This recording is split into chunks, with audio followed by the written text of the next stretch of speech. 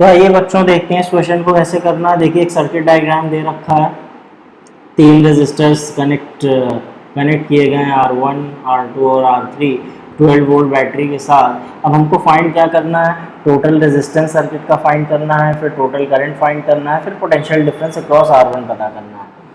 तो देखिए total resistance find करने के लिए सबसे पहले फिर वही करेंगे कि हम कॉम्बिनेशन पहचानें कि रेजिस्टर्स आपस में कनेक्टेड कैसे हैं।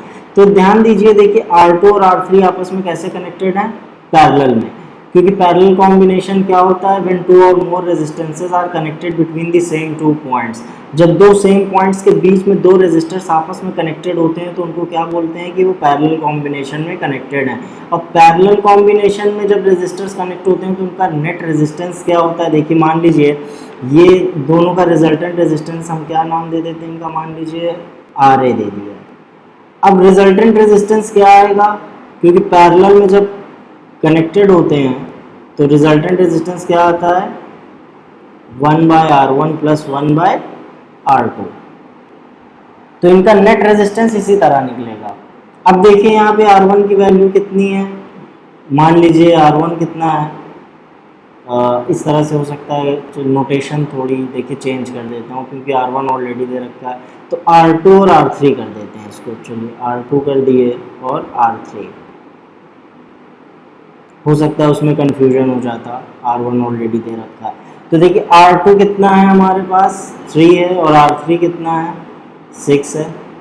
सॉल्व करते हैं इसको, कितना आएगा, 2 + 1 यानी कि 3/6 यानी 1/2। तो इन दोनों का रिजल्टेंट रेजिस्टेंस कितना आ गया हमारे पास, 2 ओम। अब देखिए ये दोनों का रिजल्टेंट रेजिस्टेंस कितना आ गया, 2 ओम, और इन दोनों का रिजल्टेंट रेजिस्टेंस जो है वो इस 4 ओम के साथ कैसे कनेक्टेड है, सीरीज में। ध्यान दीजिएगा इस, ये जो फिर से ड्रॉ करते हैं, ये देखिए 4 ओम का रेजिस्टर है। अब इन दोनों के जगह पे क्या आ गया है, एक 2 ओम का रेजिस्टर आ गया है, यानी रिजल्टेंट रेजिस्टेंस।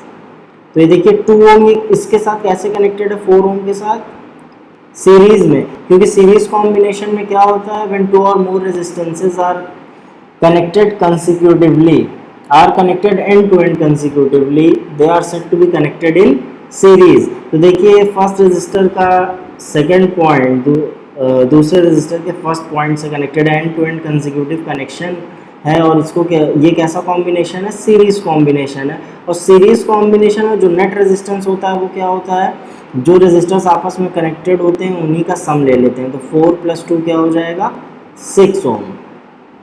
तो यानी इस पूरे सर्किट का जो नेट रेजिस्टेंस है, ये जो फर्स्ट पार्ट है, टोटल रेजिस्टेंस कितना आ गया, total resistance of the circuit कितना आ गया, 4 + 2 = व्हाट, 6 ओम। अब दूसरा पार्ट कह रहा है टोटल करंट फाइंड करनी है। तो टोटल करंट क्या हो जाएगा, टोटल करंट मान लीजिए I है, I = क्या हो जाएगा, V/R टोटल, यानी टोटल रेजिस्टेंस। टोटल रेजिस्टेंस मान लीजिए कैपिटल R ही है हमारा, और पोटेंशियल डिफरेंस कितना दे रखा है, 12 वोल्ट, और टोटल रेजिस्टेंस कितना है, 6। तो करंट कितनी आ गई, टोटल करंट 2 एम्पियर। अब देखिए तीसरा पार्ट क्या कह रहा है हमारा, पोटेंशियल डिफरेंस अक्रॉस R1, यानी VR1 फाइंड करना है, पोटेंशियल डिफरेंस अक्रॉस R1।